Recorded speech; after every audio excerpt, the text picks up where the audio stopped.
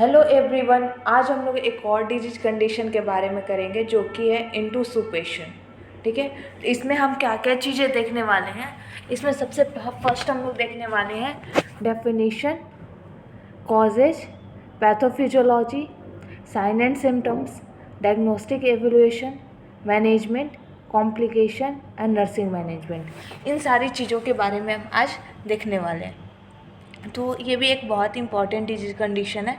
तो आगे स्टार्ट करते हैं अब इसको। तो सबसे फर्स्ट हम डेफिनेशन देखेंगे। इंटरसुपेशन क्या होता है?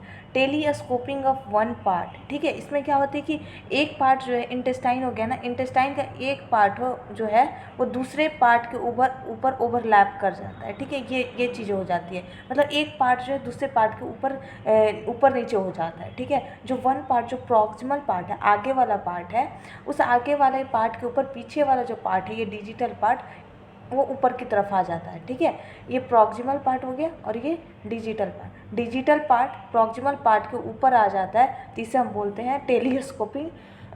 Telescoping of one part of intestine to the other part, यानी digital part of intestine, leading to disturbance of blood supply. और इसकी वजह से क्या होता है, यहाँ पे कंप्रेशन होने लगता है और इस कंप्रेशन की वजह से यहाँ पे ब्लड सप्लाई जो है वो डिक्रीज कर जाती है। और जब ब्लड सप्लाई डिक्रीज कर जाती है तो वहाँ पे क्या हो जाता है, नेक्रोसिस हो जाती है। ठीक है, due to folding of gastric, due to यहाँ फोल्डिंग नहीं होगा, गैस्ट्रिक, सॉरी, ड्यू टू, ठीक है, ये फोल्डिंग नहीं, वहाँ पे क्या होगा कि गैस्ट्रिक कंटेंट जो है वो आगे पास नहीं कर पाएगा। जब यहाँ पे फोल्डिंग हो जाएगी, सॉरी ये सही है, फोल्डिंग का मीनिंग हो गया टेलीस्कोपिंग। ठीक है, टेलीस्कोपिंग होने की वजह से यहाँ पे क्या होगा, फोल्डिंग हो जाएगी और वो फोल्डिंग होने की वजह से आगे जो है गैस्ट्रिक कंटेंट यानी फूड मटेरियल जो है आगे पास नहीं हो पाएगी इससे। ठीक है, आगे की तरफ नहीं पास हो पाएगी। Food collected in the intestine, अब फूड जो है यहाँ पे पूरा कलेक्टेड होने लगेगा, इस एरिया में फूड जो है कलेक्टेड होने लगेगा। तो ये तो कलेक्टेड होने लगेगा तो यहाँ पे क्या होगा, बहुत ज़्यादा कंप्रेशन करेगा, आर्टेरियल वेनस प्रेशर कॉज होगा, फिर नेक्रोसिस होगा। तो ये आगे हम पैथोफिजियोलॉजी में पढ़ेंगे। इसका मोस्ट कॉमन साइट जो है वो याद रखिएगा, ileocaecal region. Most common site ileocaecal region. ठीक है, यानी जहाँ पे स्मॉल इंटेस्टाइन ख़त्म होती है और जहाँ पे सिकम शुरू होता है तो वहाँ पे इलियोसिकल रीजन के पास। ठीक है, नेक्स्ट हम लोग देखते हैं कॉजेज। इसकी कॉजेज क्या हो सकती है? कॉन्जेनाइटल इंटेस्टाइनल ऑब्स्ट्रक्शन है, किसी भी तरह का इंटेस्टाइनल ऑब्स्ट्रक्शन हो रखा है तब ये चीज़ें होती है। ठीक है, इंटेस्टाइनल ऑब्स्ट्रक्शन है किसी तरह का, कहीं भी इंटेस्टाइन में फूड मटेरियल जमा हो चुका है या फिर किसी तरह का कंस्ट्रक्शन हो, ये सारी वजह से भी ये चीज़ें होती हैं। माल रोटेशन ऑफ गट, जब गट का फॉर्मेशन होता है, मतलब फीटस पीरियड में, इंट्रायूटेराइन पीरियड में, तो वहाँ पे क्या होती है, ये जो हमारा गट हो गया इसमें क्या हो जाती है, इस तरह से माल रोटेशन हो जाती है। जो गट का जो रोटेशन है ना वो गड़बड़ हो जाती है। हमारा जो स्मॉल इंटेस्टाइन ऐसे ऐसे ऐसे, ठीक है, ये लार्ज इंटेस्टाइन, सॉरी, ऐसा होना चाहिए, लेकिन इसी में जो होता है ना ऐसे रोटेट कर जाता है अलग तरीके से, तो इससे बोलते हैं माल रोटेशन ऑफ गट।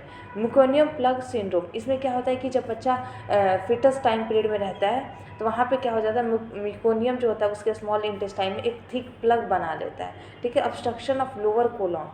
ठीक है, लोअर कोलॉन में क्या होता है कि by thick plug, lower colon में ये हमारा एसेंडिंग कोलॉन, ट्रांसवर्स कोलॉन, ये होती है डिसेंडिंग, ये होती है एसेंडिंग, ये होती है ट्रांसवर्स कोलॉन, ये होती है डिसेंडिंग। तो कहीं भी इसमें जो म्यूकोनियम जो है थिक प्लग बना लिया। म्यूकोनियम क्या होती है कि वो फीकल मैटर होती है इंट्रायूटेराइन लाइफ में, तो वहाँ पे एक थिक प्लग बना लिया है, तो ये भी क्या कर सकता है, ऑब्स्ट्रक्शन कॉज कर सकता है। फिर है एनुलर पेनक्रियाज। एनुलर पेनक्रियाज क्या है कि हेड ऑफ पेनक्रियाज जो है वो कंप्रेस कर देता है सेकेंड पार्ट ऑफ डिओडेनम। ठीक है, इसमें क्या होती है कि ये जो हमारा पेनक्रियाज है, ये हमारा पेनक्रियाज है, इसका जो ये हेड पार्ट है, ठीक है, ये डिओडेनम को क्या करती है, ऑब्स्ट्रक्ट कर देती है, इसकी साइज बड़ी हो जाती है और ये इसको कंप्रेस करने लगती है, इसकी वजह से भी वहाँ पे ऑब्स्ट्रक्शन हो जाती है। हिचन-स्प्रंग डिजीज, ये एक डिजीज कंडीशन है जो कि मैं नेक्स्ट लेक्चर में पढ़ाऊंगी इसके बारे में बहुत डिटेल से। तो इसको मेगा कोलॉन भी बोलते हैं, तो अभी मैं नहीं ज़्यादा इसके बारे में डिटेल समझा रही, नेक्स्ट वीडियो में मैं बहुत अच्छे से इस डिजीज कंडीशन को बताने वाली हूँ। ठीक है, तो तो आई थिंक आपको ये पूरा समझ आई होगी। नेक्स्ट देखते हैं हम इसे पैथोफिजियोलॉजी। इसको बहुत ध्यान से समझिएगा। इसमें क्या होता है कि टेलियोस्कोपिंग, पहले जो वही टेलियोस्कोपिंग एक दूसरे को ओवरलैप कर जाता है इंटेस्टाइन, टेलियोस्कोपिंग हो जाती है। तो वहाँ टेलियोस्कोपिंग होने की वजह से वहाँ ऑब्स्ट्रक्शन होगा। क्यों ऑब्स्ट्रक्शन? तो होगा ना, एक दूसरे के ऊपर ओवरलैप कर गया तो वहाँ पे ऑब्स्ट्रक्शन होगी। वहाँ पे जो भी फूड है, फिकल मैटर है, वहाँ से आगे पास हो ही नहीं पाएगी। जहाँ पे भी ये चीज़ें होगी वहाँ से आगे फूड मटेरियल पास नहीं होगी। तो वहाँ पे एक्यूमुलेशन होने लगता है गैस और सिक्रीशन, जो भी डाइजेस्टिव सिक्रीशंस होता है, डाइजेस्टिव जूस होती हैं, और वहाँ पे गैसेज होती हैं फूड मटेरियल का, फिकल मटेरियल का, वहाँ पे एक्यूमुलेशन होने लगता है। तो वो क्या करता है, एक्यूमुलेशन कहीं भी अगर है और वहाँ पे ऑब्स्ट्रक्शन हो रखा और वहाँ पे एक्यूमुलेटेड होने लगा सारी चीज़ें, तो कहीं ना कहीं इस वॉल पे, म्यूकस मेम्ब्रेन पे वो क्या करेगा, प्रेशर कॉज करेगा। और इस म्यूकस मेम्ब्रेन में क्या होती है, हमारा वेन होती है और आर्टरी होती है। तो वहाँ पे वेनस प्रेशर जो होगा वो इंक्रीज करने लगेगा, वेनस प्रेशर इंक्रीज करने लगेगा, जिसकी वजह से वहाँ पे एडिमा होगा और सर्कुलर स्टैटिस का मतलब होगा वहाँ पे ब्लड सप्लाई जो होगा वो कम हो जाएगा, डिक्रीज हो जाएगी वहाँ पे ब्लड सप्लाई। ठीक है, ब्लड सप्लाई जो होगी वहाँ पे डिक्रीज कर जाएगी। तो वहाँ पे जब ब्लड सप्लाई डिक्रीज कर जाती है उसको बोलते हैं सर्कुलर स्टैटिस, और जिसकी वजह से वहाँ पे क्या हो जाएगा, एडिमा। तो फिर वहाँ पे क्या हो जाती है, बाउल नेक्रोसिस हो जाती है, गैंग्रीन का फॉर्मेशन हो जाता है। कहीं भी अगर इस्टीमिया हो रही है तो नेक्स्ट उसका कंडीशन क्या होती है, नेक्रोसिस हो जाएगा। वहाँ पे ब्लड का सप्लाई कम होगा, वहाँ पे सेल के पास में ऑक्सीजन वगैरह की सप्लाई कम होगी, तो ऑक्सीजन की सप्लाई कम होगी तो वहाँ पे इस्टीमिया होगा। इस्टीमिया होने के बाद वहाँ नेक्रोसिस होंगे, नेक्रोसिस के बाद वहाँ क्या होगा, गैंग्रीन का फॉर्मेशन हो जाएगा। गैंग्रीन क्या होती है कि वहाँ पे पस लाइक वगैरह डेड सेल्स, पस वगैरह का फॉर्मेशन शुरू हो जाता है। फिर वहाँ पे अगर बहुत ज़्यादा ये सीवियर कंडीशन हो जाता है तो पेरिटोनाइटिस हो जाता है। क्यों? क्योंकि वहाँ पे बैक्टीरिया और टॉक्सिन्स डेवलप होने लगते हैं उस इंटेस्टाइनल मेम्ब्रेन के पास। तो उस इंटेस्टाइनल मेम्ब्रेन के पास बैक्टीरिया और टॉक्सिन्स जनरेट होते हैं, वहाँ पे पनपने लगते हैं, तो उसकी वजह से पेरिटोनाइटिस होता है। पेरिटोनाइटिस क्या होती है, perforation in the intestinal wall, क्या हो जाती है, परफोरेशन हो जाती है। ठीक है, तो एक बार इसको रिवाइज कर लेते हैं। पहले क्या होगा, टेलिस्कोपिंग होगी। टेलिस्कोपिंग एक दूसरे के ऊपर ओवरलैप करेगा इंटेस्टाइनल वॉल, जिसकी वजह से वहाँ पे क्या होगी, ऑब्स्ट्रक्शन होगी। ऑब्स्ट्रक्शन होने के बाद वहाँ पे फूड और फिकल मैटर जो है वो एक्यूमुलेटेड होने लगे, साथ के साथ वहाँ पे एयर, गैसेज, सिक्रेशंस, जितनी भी चीज़ें सारी एक्यूमुलेट होने लगेगी। वहाँ जब एक्यूमुलेट होने लगी तो वहाँ पे प्रेशर कॉज होगा, इंट्रालुमिनल जो लुमेन है इंटेस्टाइन का उसमें प्रेशर होने लगेगा। प्रेशर होने लगेगा तो आसपास की वहाँ की आर्टरी और वेन जो है वो कंप्रेस होने लगेगी। वहाँ जब आर्टरी और वेन पे प्रेशर पड़ेगा तो वहाँ पे ब्लड सप्लाई डिक्रीज हो जाएगा। जब ब्लड सप्लाई डिक्रीज हो जाएगा तो वहाँ पे ऑक्सीजन की सप्लाई सेल्स के पास डिक्रीज हो जाएगी। तो वहाँ पे क्या होने लगेगा, धीरे धीरे इस्टीमिया होने लगा। इस्टीमिया के बाद नेक्रोसिस होने लगा, और नेक्रोसिस के बाद वहाँ सेल्स की डैमेज होने लगेगी, डेथ होने लगेगी सेल्स की, पस फॉर्मेशन हो जाएगा बैक्टीरिया वगैरह की वजह से, तो गैंग्रीन का फॉर्मेशन हो जाएगा। जब गैंग्रीन का फॉर्मेशन हो जाएगा तो बैक्टीरिया वगैरह डेवलप होने की वजह से परफोरेशन हो जाएगी इंटेस्टाइनल वॉल में, जिसको हम बोलते हैं पेरिटोनाइटिस। ठीक है, तो ये रहा पैथोफिजियोलॉजी। अगर आपको ये पैथोफिजियोलॉजी समझ आई होगी तो प्लीज़ चैनल को लाइक एंड सब्सक्राइब जरूर करें। अब आगे देखते हैं हम साइन और सिम्टम्स। ठीक है, साइन और सिम्टम्स, इससे सबसे जो मेन साइन और सिम्टम्स है, red currant jelly like stool, ये याद रखिएगा सबसे मेन है। इसमें जो स्टूल होती है वो बहुत ज़्यादा लाल कलर दिखती है। क्यों? क्योंकि वहाँ पे नेक्रोसिस हो रहा है, म्यूकोसल मेम्ब्रेन जो होती है वो डैमेज हो रही है। म्यूकोसल मेम्ब्रेन जब डैमेज हो रही है इंटेस्टाइन की तो वहाँ से ब्लड लीकेज भी होगा, तो साथ के साथ म्यूकस भी आएगा और ब्लड भी आएगा, तो जो स्टूल दिखता है वो बहुत ज़्यादा रेड कलर का दिखता है। तो इसमें red currant jelly like stool होती है। ठीक है, इसमें कॉल्की एब्डोमिनल पेन ऐसा मतलब मरोड़ टाइप के पेन होगी जिसे हम बोलते हैं कॉल्की abdominal pain.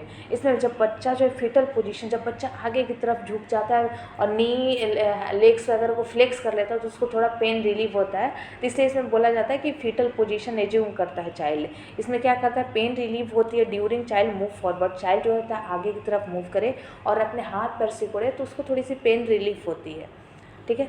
Bile stand faecal emesis, अब क्या होगा कि बहुत ज़्यादा यहाँ पे ऑब्स्ट्रक्शन होने लगा इंटेस्टाइन में, तो कहीं ना कहीं से बाहर निकलने की कोशिश करेगा।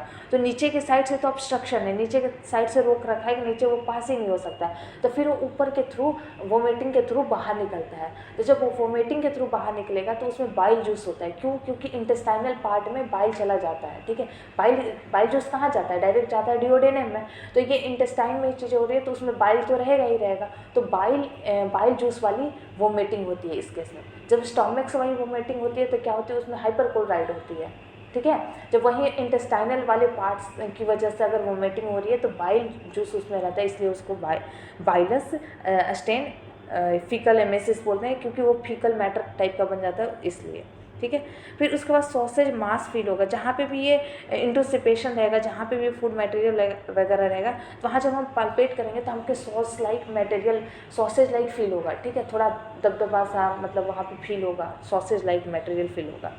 लोअर राइट क्वाड्रेंट जो होगा डांस साइन शो करेगा। डांस साइन क्या होगा कि जब वो बच्चा खाना वाना खाएगा उसके बाद वहाँ पे पेरिस्टाल्टिक मूवमेंट जो होगा नीचे में, जहाँ पे ऑब्स्ट्रक्शन हुआ उसके बाद वाले एरिया में, जहाँ पे ऑब्स्ट्रक्शन हुआ है, जहाँ पे इंटोसिपेशन हुआ है उसके बाद वाले एरिया में पेरिस्टाल्टिक मूवमेंट होगी, लेकिन वहाँ पे कोई भी फूड कंटेंट नहीं है आगे वाले एरिया में, तो वहाँ पे हमें विजिबल दिखाई देगा पेरिस्टाल्टिक मूवमेंट, तो इसको हम क्या बोलेंगे? डांस साइन, ठीक है। उसके बाद हाइपो और हाइपर एक्टिव बावल साउंड हो जाती है, या तो बहुत ज़्यादा बावल साउंड आएगी या फिर बहुत कम बावल साउंड आएगी। ये रहा हमारा साइन और सिम्टम्स, आई थिंक आपको समझ आई होगी। आगे देखते हैं।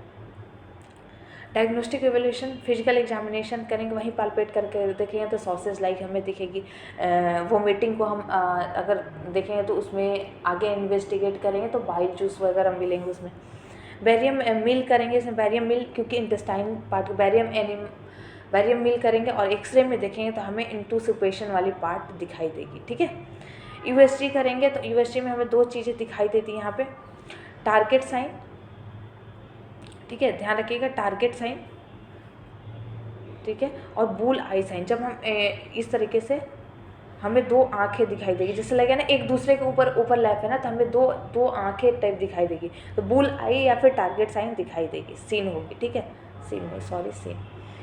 उसके बाद सिग्मोइडोस्कोपी कर सकते हैं, सिग्मोइड वाले एरिया को हम देख सकते हैं। ब्लड एग्जामिनेशन करेंगे तो हमें रिडक्शन दिखेगी, किस किस चीज़ में, सोडियम, पोटेशियम और क्लोराइड लेवल कम दिखेगा और एलिवेटेड दिखेगा WBC count in case of necrosis और पेरिटोनाइटिस। ये रहा हमारा डायग्नोस्टिक एवेल्यूएशन। नेक्स्ट देखते हैं हम लोग मैनेजमेंट। तो ये प्री ऑपरेटिव मैनेजमेंट है। सबसे पहले हम साइन को एसेस करेंगे, किसी भी तरह का शॉक या फिर इंटेस्टाइनल परफोरेशन तो नहीं हो रखा है, ठीक है। इंटेस्टाइनल परफोरेशन हो रखा है तो हम कुछ चीज़ें कंट्राइंडिकेटेड करते हैं, इसमें सर्जरी वाली एक पार्ट है तो उस चीज़ को कंट्राइंडिकेटेड करते हैं, तो आगे हम देखेंगे। Check fever and heartburn पे, फीवर को चेक करेंगे क्योंकि इन्फेक्शन हो सकती है, इन्फेक्शन जब भी होता है तो वहाँ पे फीवर हो सकती है, और हार्ट बर्न पेन के से रिलेटेड चीज़ें देखें। प्रोवाइड करेंगे एंटीबायोटिक की, इन्फेक्शन वगैरह अगर ना हो तो इसमें हम क्या करेंगे, एंटीबायोटिक प्रोवाइड करेंगे। एनजी ट्यूब इंसर्ट करेंगे, decompression expel out obstructed food material, जो फूड मटेरियल वहाँ पे ऑब्स्ट्रक्टेड है वहाँ पे एनजी ट्यूब डाल के हम वहाँ से फूड मटेरियल को क्या होगा, बाहर निकाल लेंगे, ठीक है, एनजी ट्यूब डाल के। समझ में आया। प्रोवाइड एनाल्जेसिक, इसमें पेन होती है तो एनाल्जेसिक वगैरह हम प्रोवाइड कर सकते हैं पेन किलर के रूप में, ठीक है। नेक्स्ट देखते हैं हम लोग सर्जिकल मैनेजमेंट।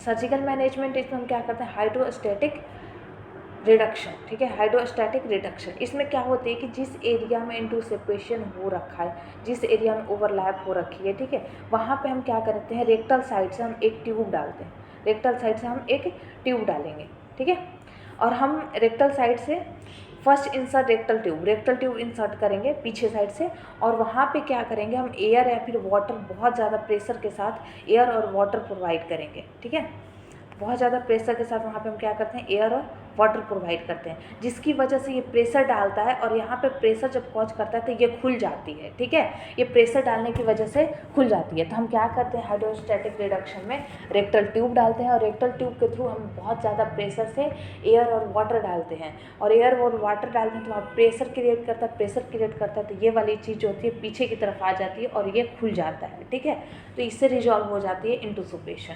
लेकिन एक नोट में पढ़िए इसमें, in case of intestinal perforation, अगर ये सीवियर कंडीशन हो गया है, वहाँ पे इंटेस्टाइनल परफोरेशन हो गई है, मतलब कि वहाँ पे होल हो गई है कहीं भी इंटेस्टाइन में, ठीक है, कहीं भी इंटेस्टाइनल वॉल में होल हो रखी है, तो हम ये चीज़ें नहीं करेंगे, रेस्ट्रिक्ट करेंगे, ठीक है, स्ट्रिक्ट नहीं रेस्ट्रिक्ट, ठीक है, रेस्ट्रिक्ट करते हैं। कंट्रा इंडिकेटेड होता है, किस केस में ये प्रोसीजर कंट्रा इंडिकेटेड है? इंटेस्टाइनल परफोरेशन के केस में। इस केस में हम क्या करते हैं? लैप्रोस्कोपी करते हैं, ठीक है। आई थिंक आपको समझ आई होगी। अब नेक्स्ट देखते हैं, आप कमेंट करके बता सकते हैं अगर आपको समझ नहीं आई होगी तो। हाउ टू नो इंटुसिपेशन रिजॉल्व, कैसे हमें पता चलेगा जो हमने प्रोसीजर करी थी हाइड्रोस्टैटिक, वो जो है इंटुसिपेशन को ठीक कर दिया है, मतलब रिजॉल्व हो गया, इंटुसिपेशन ठीक हो गई है। तो हम एसेस करते हैं स्टूल कलर, अगर स्टूल कलर हमको ब्राउन येलो कलर की, जो नॉर्मल कलर होती है yellow colour, brown colour, slightly brown colour, और उस कलर की स्टूल दिखती है, इसका मतलब इंटुसिपेशन क्या है? रिजॉल्व हो चुका है, ठीक है। नेक्स्ट देखते हैं नर्सिंग मैनेजमेंट। नर्सिंग मैनेजमेंट में सबसे पहले क्या है? बच्चे को दर्द हो रहा है, पेन हो रहा है, तो हम रेस्ट प्रोवाइड कराएंगे, कंफर्ट प्रोवाइड कराएंगे, रिलीव करेंगे पेन एनाल्जेसिक वगैरह देके, मेंटेन करेंगे फ्लूइड एंड इलेक्ट्रोलाइट, रिकॉर्ड करेंगे इनपुट आउटपुट, कितना खा रहा है और कितना बाहर की तरफ निकल रहा है, ताकि हमें पता चल सके कि कितना एक्यूमुलेटेड हो रहा है बॉडी के अंदर। डिकम्प्रेशन करेंगे, वहीं एनजी ट्यूब डाल के जो फूड मटेरियल एक्यूमुलेटेड है उसको हम बाहर निकालेंगे। मेंटेन करेंगे बावल एलिमिनेशन को, अगर हमें पॉसिबल हो पाए कि एनीमा वगैरह देंगे या फिर किसी भी तरीके से बाउल एलिमिनेशन करा सकें तो हम उस चीज़ को कराएंगे, ठीक है। रिड्यूस करेंगे फियर और एंजाइटी, पेशेंट और पेरेंट्स की एंजाइटी और फियर को हम रिड्यूस करेंगे, ठीक है।